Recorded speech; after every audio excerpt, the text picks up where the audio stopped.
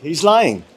He's a president. He knows that you cannot pass a GAA without any with a blank. He's lying, and he's lying because he knows perfectly well that that doesn't ever happen. Sa kasaysayan ng buong Pilipinas, hindi pinapayagan na magkaroon ng item ang GAA nang hindi nakalagay kung ano yung project at saka ano yung gastos, ano yung pondo.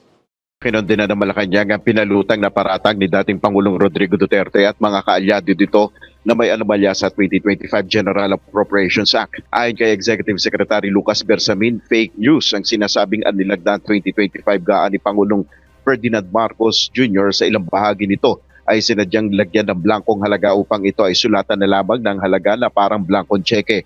Hamon ng Pangulo, hanapin mismo sa naka-upload na kopya ng 2025 GAA sa DBM website kung may nakablangko ngang appropriations.